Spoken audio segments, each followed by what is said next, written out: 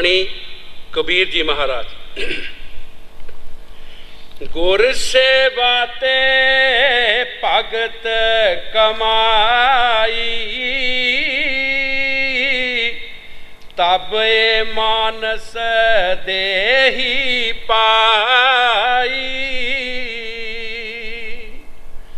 गुर सेवा ते भगत कमाई, तब ए मानस देही पाई। ये बाणी कबीर साहब दी है। कबीर साहब जी महाराज मनुष्य जन्म के बारे फरमा रहे हैं कि मनुष्य जन्म सानू किस तरह मिलना है। मनुष्य जन्म के मिलने के बहुत सारे कारण ने। कुछ हजूर फरमाउंदे होंदे सी कि साडी उम्र तो असी पहला चला जाने असी अपनी उम्र भुगत के नहीं जाते। जैसे कोई किसी का एक्सीडेंट हो जाता है या कोई अचानक कुदरती चला जाता है, उसनू फिर आना पैंदा है। मनुष्य जन्म दे विच आना पैंदा है। क्यों? जिहड़ी उसकी उम्र है उसनू फिर पूरी करना पेगी। जे 10 साल होर है तो 10 साल उसनू जिंदा रहना पेगा। जे 5 साल की रहिंदी है 5 साल रहना पेगा। जे 40 साल है 40 साल रहना पेगा। ये भी एक कारण है मनुष्य जन्म का। दूसरा मनुष्य जन्म का जो कबीर साहब जी फरमा रहे हैं कि जिन्हां पुरुषों ने पिछे साध संगत की सेवा की, उन्होंने सेवा का फल ये मिलता है कि मनुष्य जन्म चाहता है। सेवा एक मनुष्य ही नहीं करता कि ये ना असी समझिए कि असी ही सेवा करते हैं। साढ़े पशु भी साड़ी सेवा करते हैं। जेड़े पशु साड़ी जमीनां वाहुंदे है, सानू वो रोजी पैदा करके देंदे है। वो अपने आप से कष्ट चलते है। भुख त्यार जो भी होंदी उन्होंने धुप लगती है और दुखी भी होंदे है, लेकिन फिर भी साड़ी वो सेवा करते हैं। उन्होंने भी मनुष्य जन्म में आना है। कई ऐसे दरख्त ने जिन्हां दे असी कोई दरख्त नूं लगाउंदे हैं, उहदा फ्रूट खाउंदे हैं, उहदा फल खांदे हैं, उसने भी मनुष्य जन्म च आउणा है। मनुष्य जन्म दे विच बहुत सारे कारण ने और जो संतां महापुरखां दी जां साध संगत की सेवा करदा है जीव, अगर उसका बकाया है तो उसनूं भी मनुष्य जन्म दे विच आउणा पएगा। उसनूं भी मनुष्य जन्म च आउणा पएगा और मनुष्य जन्म में आके फिर अपनी उम्र जिहड़ी है पूरी करेगा। हाँ जी। गुर सेवा ते भगत कमाई, तब ए मानस देही पाई। भगती जिहड़ी है वो जब तक किसी मुरशद दे सूलां दे मुताबक असी करते नहीं तो उसनों भगती नहीं गिनिया जाता। कुछ भगती हुंदी अपने मतलब वास्ते, कुछ मान वड्याई वास्ते, कई भगतियां कोई खाशां बंदा रख लैंदा है मेरी पूरी हो जाए, वो कुछ होर भगती है। एक भगती है सिर्फ परमात्मा दे मिलने वास्ते। अपना 84 का चक्कर जिहड़ा है वो 84 के चक्कर तो आज़ाद होना, ये एक भगती है। ये भी संत महापुरख सानू दस सकते हैं। उन्होंने ही इस राह रस्ते का पता है होर कोई जमात सानू दस नहीं सकती, कोई पार्टी सानू दस नहीं सकती कि किस तरह तुसी भगती करनी है। भगती भगती च बड़ा फर्क है। जिन्हां गुरमुखां ने भगती की उन्हां कुछ नहीं मंगया, कोई मान वड्याई नहीं मंगी, दौलत माया नहीं मंगी, परिवार नहीं मंगया, सिर्फ है प्रभु अपना दर्शन दे, अपना दर्शन दे। तेरे दर्शन वास्ते ही असी तेरे दर्शन दे प्यासे हाँ, सानू होर कुछ नहीं चाहिए। हाँ जी। गुर सेवा ते भगत कमाई, तब ए मानस देहि पाई। इस देहि को सिमरे देव, सो देहि भज हर की सेव। गुरु साहब जी बड़े प्यार दे नाल फरमा रहे है, इस देही नूं बड़ी बड़ियां हस्तियां दुनिया विच आईयां, वो भी सेव रहे है, वो भी इनू सिमर रहे है कि सानू दही मिलनी चाहिए, लेकिन उन्होंने मिलती नहीं। हजूर कई बार फरमाउंदे हुंदे सी, जदों संत महापुरख अपने देश जाते है, सचखंड देश, ते सब देवतियां दियां पुरियां रस्ते विच आउंदियां ने, वो भी रस्ते चों अपने पुरियां चों निकल के संतां दे सामने हो के उन्हां पास अर्ज करते है कि सानू भी नाम दान दिओ, असी भी अपने सचखंड देश जाइए। तो संत कहते हैं कि भाई तुहानू इस जन्म दे विच नाम दान नहीं मिल सकता, तुसी पहला मात लोक भी जाओ, मनुष्या देही तारो, उस वक़्त फिर कोई तुहानू जिहड़ा भी महात्मा कोई शब्द व्यासी मिलेगा, उन्हां दे पासों तुसी नाम दान लैके और नाम जपन की कोशिश करनी, फिर तुसी सचखंड देश आ सकते हो। जो गुरु साहब जी बाणी जी कबीर साहब जी महाराज फरमा रहे है, ठीक फरमा रहे है कि इस देही नूं देव भी तरस रहे हैं, देवियां देवते तरस रहे हैं, क्योंकि देवियां देवतियां दा देह नहीं है। कई बार अगे भी साखी सुनाई है कि कोई चोर मरन लगा तो उसके लड़के ने पूछया, पिता जी मैं तुहाडे बाद की करना है? तो चोर ने जो आप काम करता सी सोई दसना सी। उसने कहा भाई करनी तो तू भी चोरी है, पर एक दो काम गल मेरी याद रखी, एक ते चोरी करके मनना नहीं, एक कोई संतां महापुरखां की कथा वार्ता होंदी होवे तो उसनूं सुनना नहीं, अगर मौका मिल जाए तो कन्ना च ਉਂਗਲਾਂ दे देनियां ताकि अंदर कोई उन्हां दा बचन जड़ा जाए ना।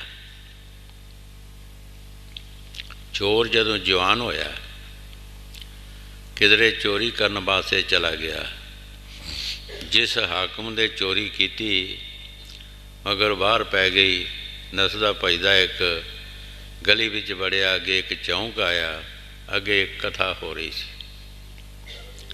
उहदे विच एक प्रसंग आया कि देवी देवतियां दा परछावां नहीं हुंदा,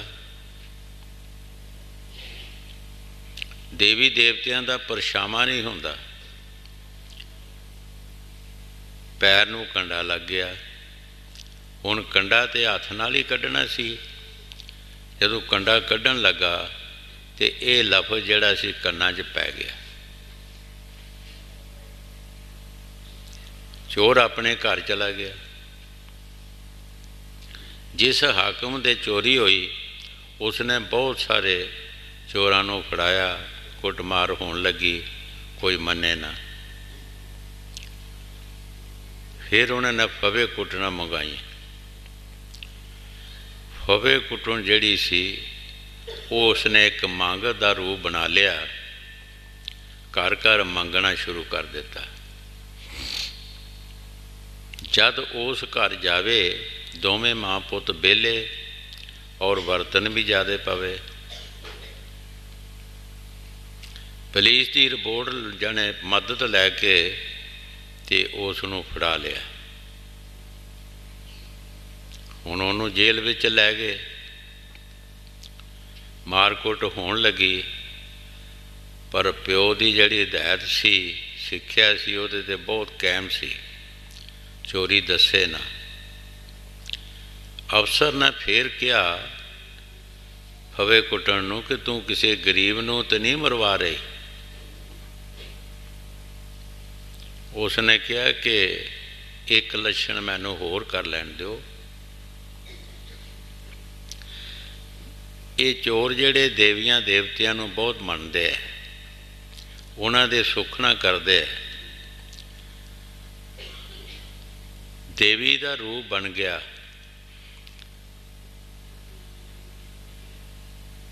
वो जिहड़ी फवे कुटण सी वो देवी दे रूप बन गई। दो बावां सही सी, दो बावां नकली ला लईआं, चौना दे मसाला बाल लईआं, कपड़े चंगे लगा ले, जेल में चला गई। जिस वक्त जेल में चला गई तो चोर उठ के खड़ा हो गया, सोचता कि देवी भवानी आई है मेरी मदद करने वास्ते। उठ के खड़ा हो गया। देवी ने कहा देख बच्चा, मैं अपना आसन छड्ड के तेरा दुख देख के आई हाँ। तू चोरी की तद भी दस दे, नहीं की तद भी दस दे, मैं तैनूं छड़ा देंगी। चोर ने जदों उहदे पिछले पासे देखिया तो उहदा परछावां सी। हुण चोर सोचदा है कि संतां महापुरखां दी बाणी भी झूठी नहीं। बाणी च लिखिया है कि देवी देवतियां दा परछावां नहीं हुंदा, इहदा परछावां है, ये मेरे नाल कोई धोखा हो रहा है, ये देवी नहीं है। कहन लगा माता तुसी जानते हो कि असीं तुहाडे आसरे ही तुरी फिरदे हैं, ये मैनू नक मरवा रहे हैं, मैं चोरी नहीं की, मैं चोरी नहीं की, ये मैनू एवें मरवा रहे हैं। दूजे पासे उहदे बयान लिख रहे सन। मकसद की कि चोर नूं छड्ड दिता। चोर ने सोचिया कि एक लफज संतां महापुरखां दा मेरे कन्नां 'च पिया है तो पता नहीं मैनू उम्र जेल मिलनी ही जां की होना ते की नहीं सी होना। एक लफज ने ही मेरा कर्म कट दिता। अगर मैं बहुत सारे सुना तो की बन जावां। चोर ने हमेशा की चोरी छड़ दी और भगत बन गया। सो ये शक्तियाँ जड़ियाँ ने इन्हां दा परछावां नहीं हुंदा, इन्हां दा देह नहीं है। इसे वास्ते संतां ने कहा कि भाई जे तुसी नाम लेना है तो जाओ मात लोक च जाके जन्म लाओ, मनुष्य जन्म लाओ। हुण वो मनुष्य जन्म वो किसी गरीब घर ते उन्हें लेना नहीं।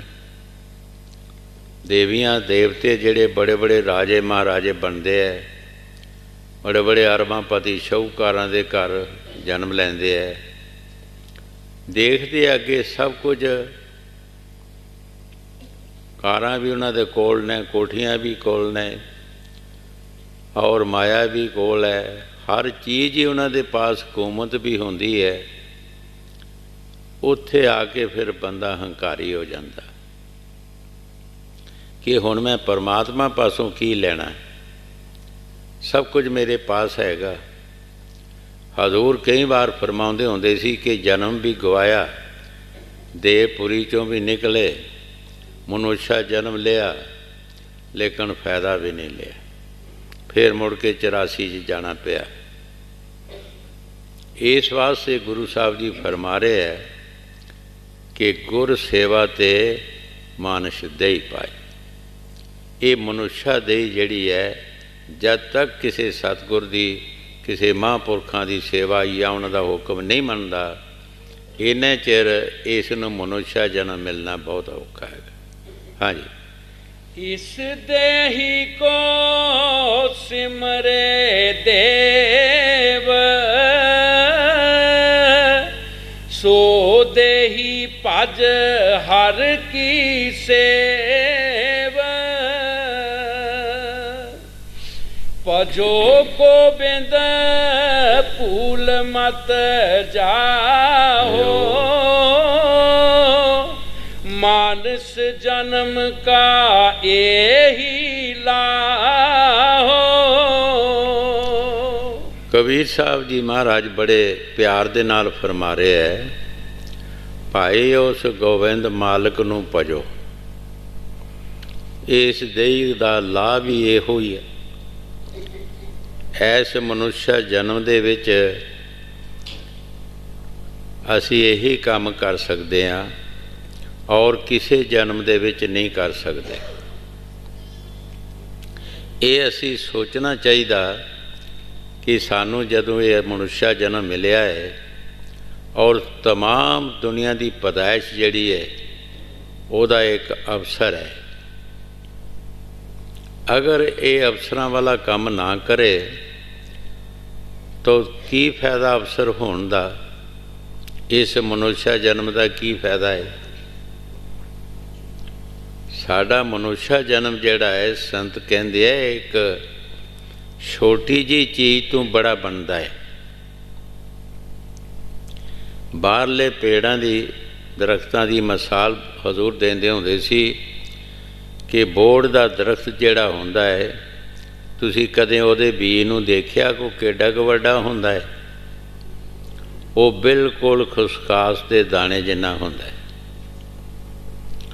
और जद भी वो पैदा हुंदा है किते भी, तो वधदा वधदा फिर एडा बड़ा बन जाता जिहदे थल्ले तमाम चीज़ां, पशु भी आ सकते हैं, परिंदे भी आ सकते हैं, और भी कई जीव उहदे थल्ले आके बसराम करते हैं।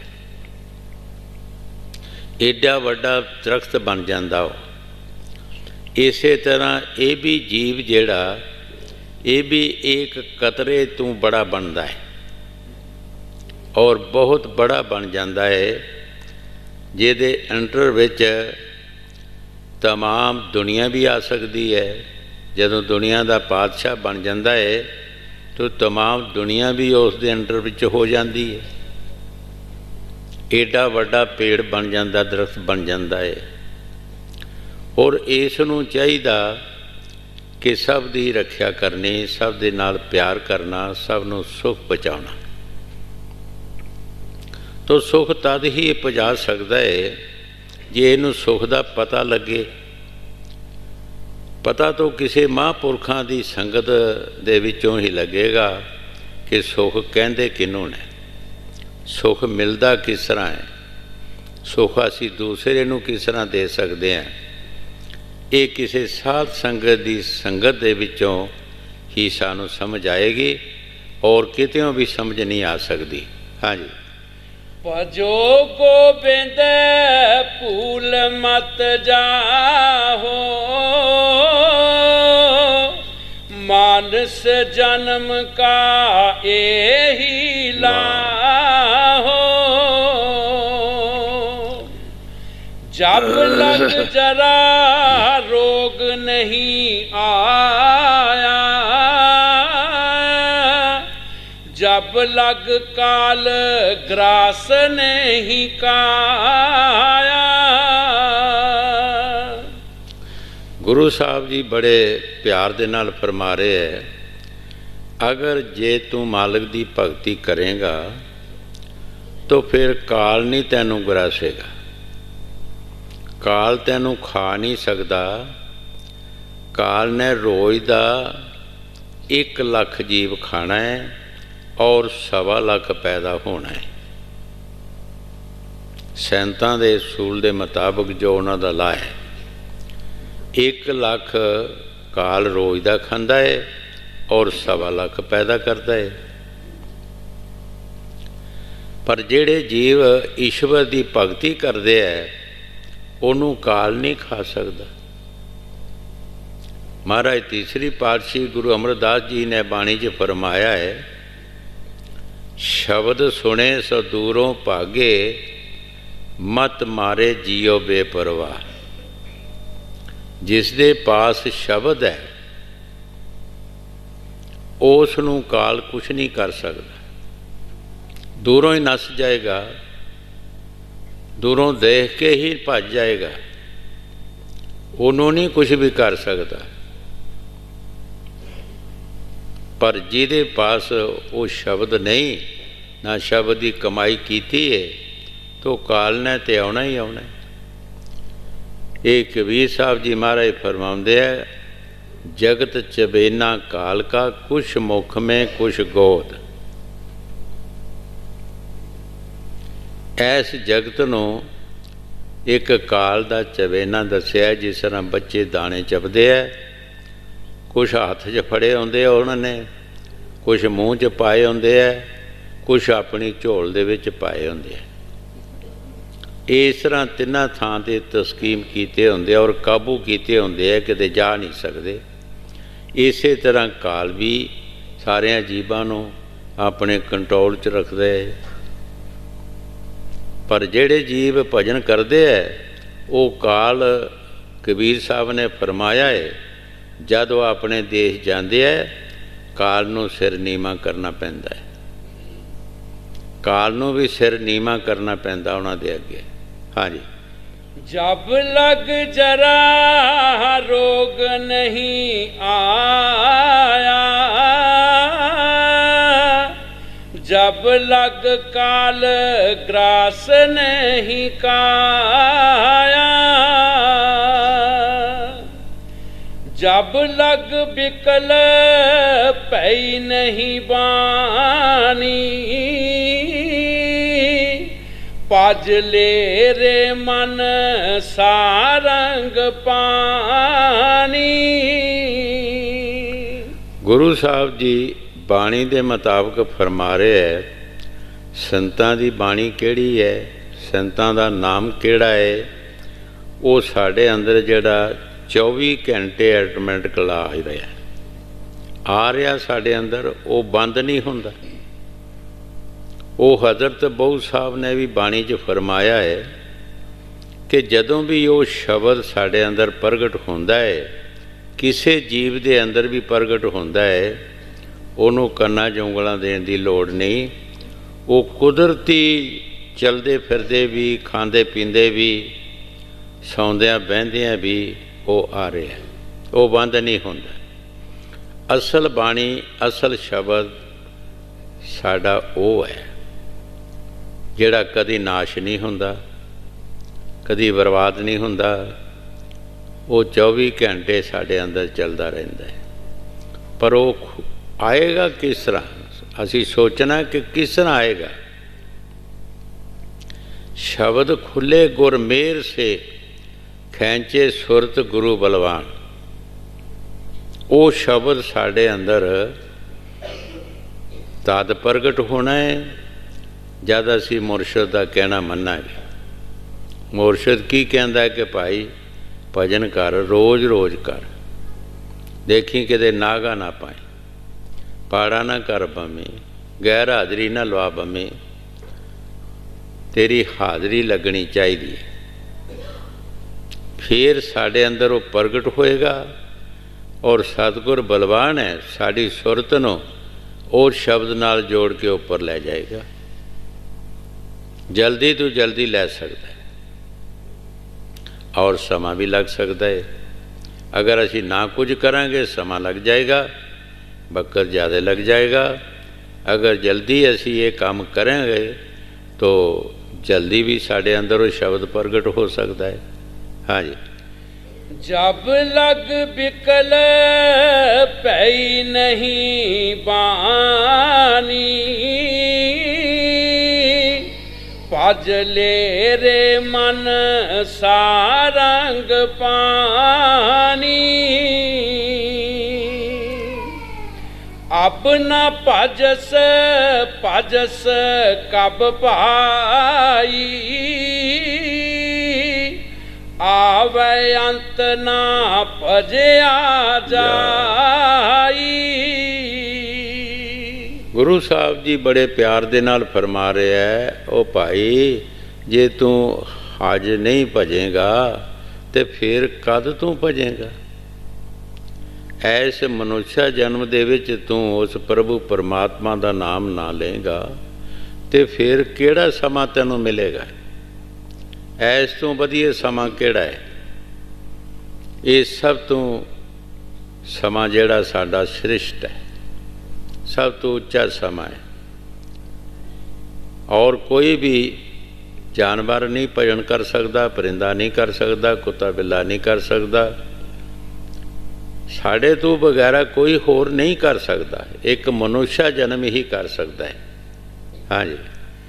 अब ना भजस भजस कब पाई, आवे अंत ना भजया जाई। जो कुछ करे सोई अबसार,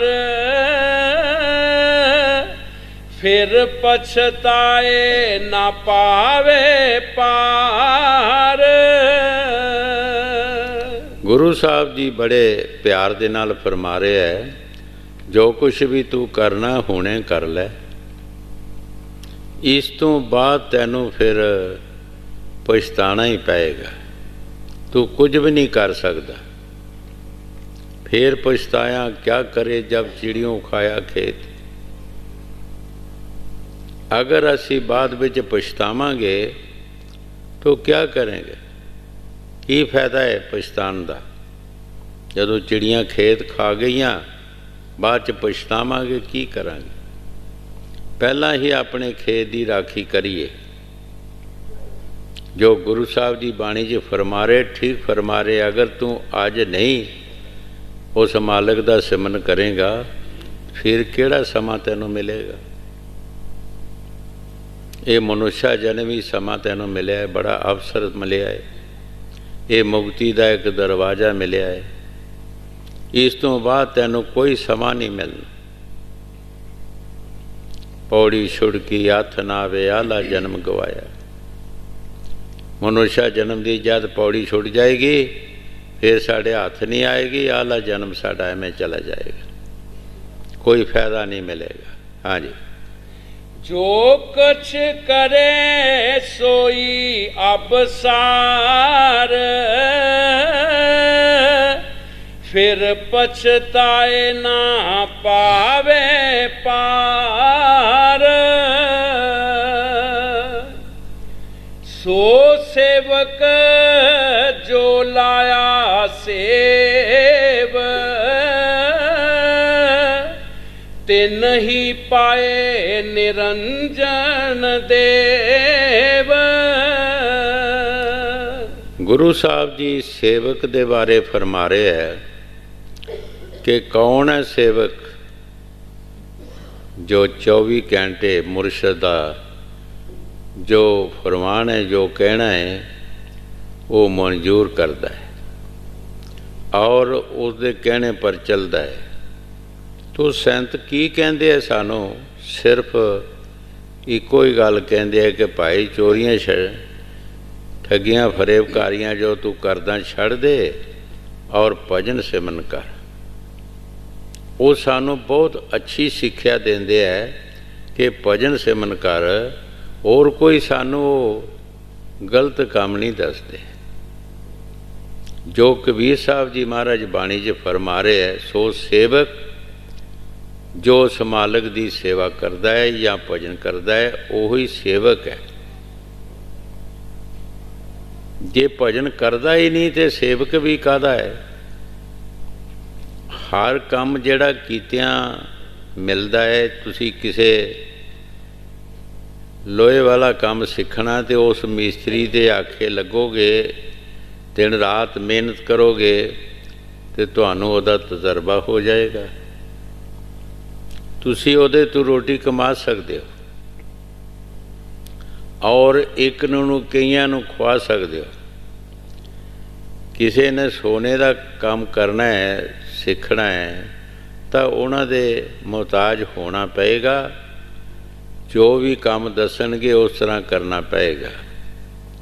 तो जब तुहानूं वो काम आ जाएगा, तुसी भी उस दे मिस्त्री बन सकते हो। जिस तरह कबीर साहब जी महाराज फरमाउंदे आ, सेवक स्वामी एक मत, ये मत में मत मिल जाए। कबीर साहब जी महाराज फरमाउंदे आ, सेवक और स्वामी का मत कोई अलग नहीं हुंदा, इको ही हुंदा है। पर जे मत नाल मत मिल जाए, ख्यालात अपने जुड़ जान, जे अलग अलग ख्याल तो रहणगे तो फिर नहीं बनता कुछ भी। तो हर एक जीव का कदर तद हो सकता है जे मुरशद का कहना मन के अपना काम करेगा और उहदे विचों उहदी तरक्की हो जाएगी। पिछे दसिया जे सोने का काम सीखना तो सोने के गहने बनाना शुरू कर देगा, उहदे विच उहदी तरक्की हो जाएगी। जे लकड़ का काम सीखना, किसी लकड़ वाले मिस्त्री के नाल अपना प्रेम प्यार करेगा, उसनूं मुरशिदी समझेगा, उहदे पासों वो फायदा ले लेगा, फिर वो भी मिस्त्री बन सकता है। बाणी विच गुरु साहब जी फरमाउंदे हैं, महाराज चौथी पातशाही ने फरमाया है, एक पारस की मिसाल दे के पारस परस करे गुर। मेरा सतगुर जिहड़ा पारस का एक होर पारस तैयार कर सकता है। पारस की जरूरत नहीं कि पारस होर तैयार कर देवे, लेकिन सतगुर विच जरूरत है, वो पारस का एक होर पारस तैयार कर सकता है। हाँ जी। सो सेवक जो लाया सेव, ते नहीं पाए निरंजन देव। गुर मिलता के खुले कपाट,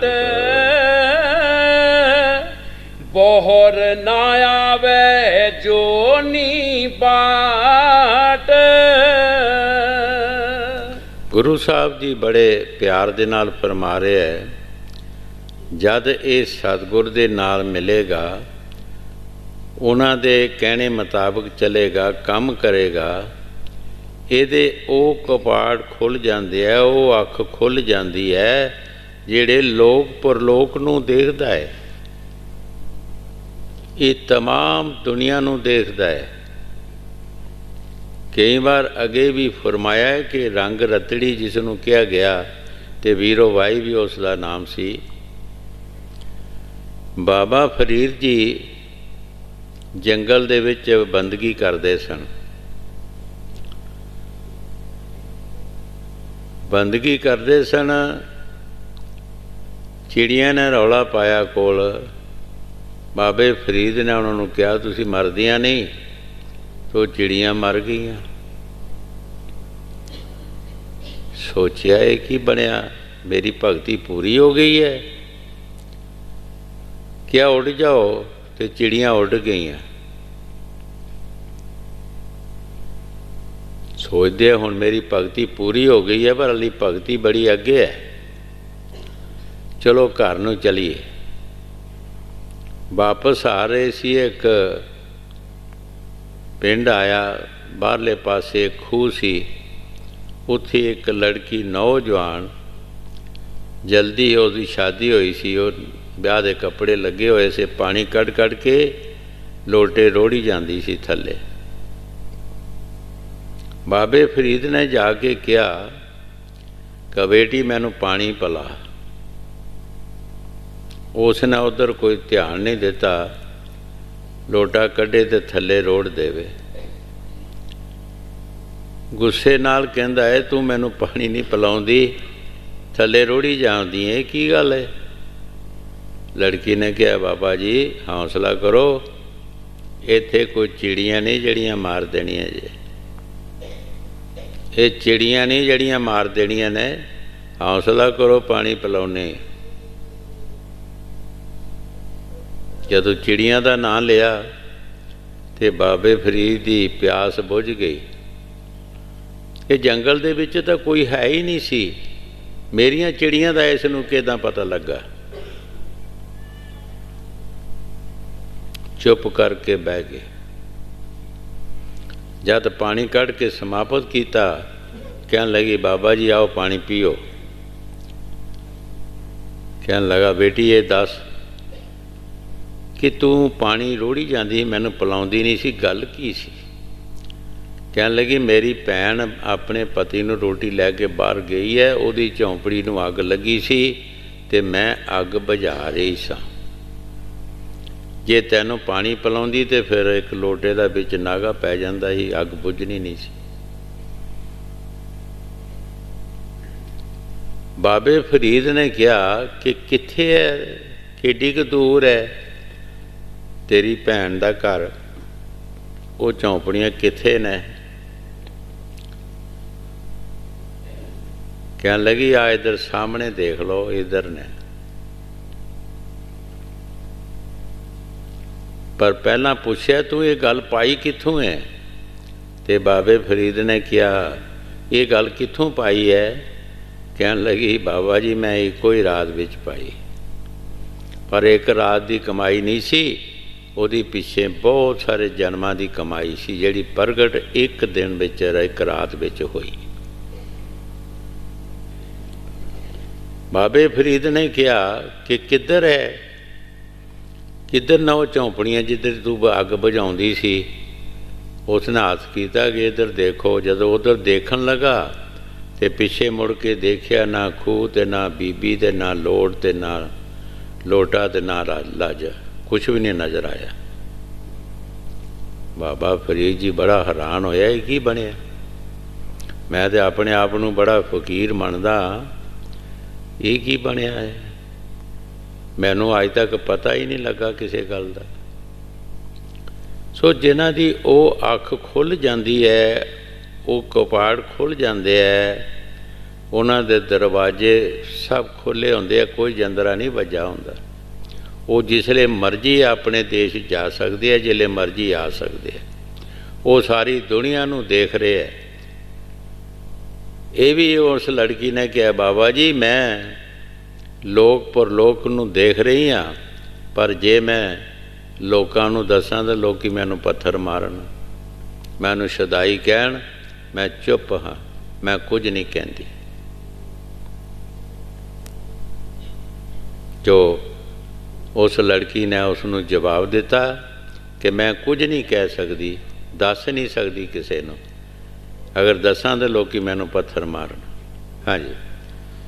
ਗੁਰ ਮਿਲਤਾ ਕੇ ਖੁੱਲੇ ਕਪਾਟ,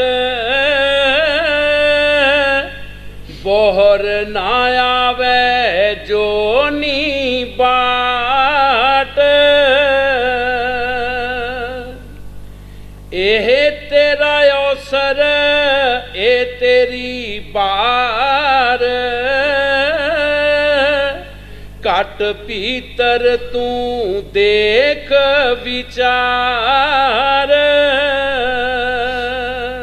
ਕਬੀਰ ਸਾਹਿਬ ਜੀ ਮਹਾਰਾਜ ਬੜੇ ਪਿਆਰ ਦੇ ਨਾਲ ਫਰਮਾ ਰਹੇ ਹੈ, ਭਾਈ ਇਹ ਤੇਰਾ ਜਨਮ ਜਿਹੜਾ, ਇਹ ਤੇਰੀ ਵਾਰੀ ਜਿਹੜੀ ਹੈ, ਇਹ 84 ਦੇ ਚੱਕਰ ਤੂੰ ਕੱਟਣ ਵਾਲੀ ਵਾਰੀ ਹੈ। ਤੂੰ 84 ਵਿੱਚ ਨਹੀਂ ਜਾਏਗਾ। ਅਗਰ ਤੂੰ ਸੰਤਾਂ ਮਹਾਂਪੁਰਖਾਂ ਦਾ ਕਹਿਣਾ ਮੰਨੇਗਾ ਫਿਰ ਤੂੰ 84 ਵਿੱਚ ਨਹੀਂ ਜਾਏਗਾ। ਇਹੀ ਤੇਰਾ ਨੰਬਰ ਹੈ। ਅਗਰ ਇਹ ਨੰਬਰ ਤੇਰਾ ਚਲਾ ਗਿਆ ਐਵੇਂ ਤਾਂ ਫਿਰ ਤੈਨੂੰ ਫਿਰ 84 ਵਿੱਚ ਆਉਣਾ ਪਏਗਾ। ਫਿਰ ਤੈਨੂੰ ਕੁੱਤੇ ਬਿੱਲੇ ਕੀੜੇ ਮਕੌੜੇ ਪਸ਼ੂ ਪਰਿੰਦੇ ਬਣਨਾ ਪਏਗਾ। ਜਿਸ ਤਰ੍ਹਾਂ स्वामी जी महाराज बाणी जी फरमाया, ये तन दुर्लभ तुमने पाया, कोट जन्म जे पड़का खाया। स्वामी जी महाराज बाणी च फरमाउंदे आ, ये मनुष्य जन्म जड़ा पाया तू पिछे करोड़ां जन्म तू पड़के खांदा आया। हाँ जी। ए तेरा अवसर ए तेरी बार, काट भीतर तू देख विचार।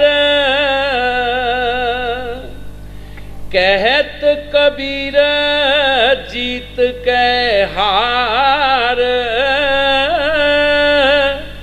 बहु बिद के हो पुकार पुकार। कबीर साहब जी बड़े प्यार दे नाल फरमा रहे है कि ये तेरा जन्म जेड़ा मैं बड़ा पुकार पुकार के तेनू समझा रहा। ये जन्म तेरा इस तों वधिया तेनू जन्म मिलना नहीं। इसे जन्म दे विच जो कुछ भी तू करना है कर लै। मैं बहुत कोशिश नाल तेनू कह रहा। तो स्वामी जी महाराज एक शब्द च फरमाया है, अगर असी ना भी करांगे तो स्वामी जी महाराज फरमाउंदे है, राधा स्वामी कैत सुनाई नहीं मनो ते भुगतो पाई। उन्होंने साफ ही जवाब दिता है, अगर लड़का नहीं पढ़ता स्कूल जाके तो अफसर भी नहीं बन सकता, कुर्सी भी नहीं मिल सकती। अगर तुसी नहीं मनदे तो भुगतना तुसी है, असी नहीं। तुहानू ही भुगतना पेगा, फिर 84 चले जाओगे, फिर 84 के दुख पाओगे। अगर मान जाओ तो तुसी सुख ले लोगे, अपने देश चले जाओगे। बारों बार तुहानू 84 विच नहीं आना पएगा। हाँ जी। कहत कबीर जीत के हार, बहु बिद के हो पुकार पुकार। कबीर साहब जी महाराज फरमाउंदे है, मैं तेनू कह दिता तेरी जित हुई है, लेकिन हुण तू वो जित जिहड़ी ओहदा कदर नहीं कर रहा, तू हार रहा। असी इस मनुष्य जन्म का क्या कदर कर रहे हैं? असी हर बंदा अपने अंदर झांती मारी ये सोचीए कि परमात्मा ने सानू ये मनुष्य जन्म दिता और साड़ी सेफ्टी वास्ते हर एक चीज़ पैदा की है। कोई दुनिया की ऐसी चीज़ नहीं कि जिहड़ी साडे वास्ते नहीं पैदा की। कई बार सोचा कि देखो परमात्मा कितना सियाणा सी, कितना समझदार है कि साडे मनुष्य जन्म के वास्ते उन्हां दुनिया दे विच हर एक चीज़ पैदा की है। जो जो सानू चाहिदा सी वो सब कुछ पैदा किया। साडे वास्ते अनाज भी पैदा किया, सब्जियां पैदा कीतियां, फ्रूट पैदा किए, पत्थर भी पैदा किए जेहो जे सानू चाहिए सन।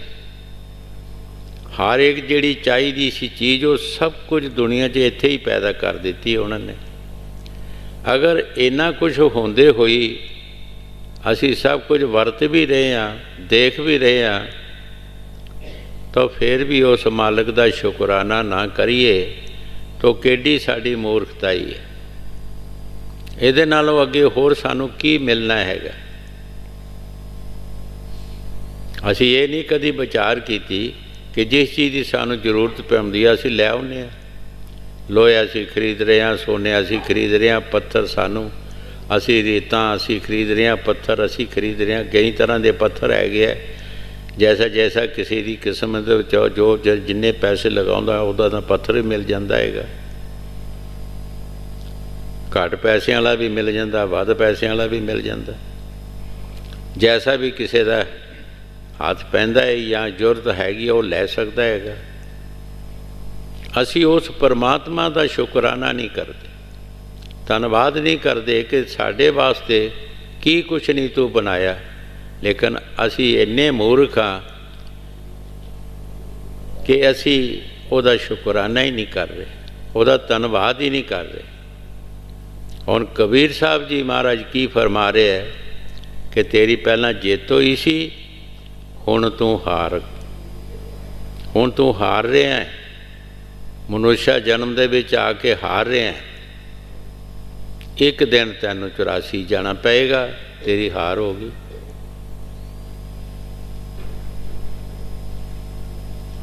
जो पिछली पहली तुक दे विच कबीर साहब जी फरमाया है कि तू किसी महापुरखों की सेवा की है, तैनूं मनुष्य जन्म मिल गया, तेरी जित आ गई। और हुण इस जन्म विच आके असी सोचते ही नहीं असी करना की हैगा। अगर असी सोचीए तो हो सकता कि साड़ी होर अगे तरक्की हो जाए कि सानू फिर वापस ना जाना पाए, असी अपने घर चला जाइए। हाँ जी। कहत कबीर जीत के हार, बहु बिद के हो पुकार पुकार।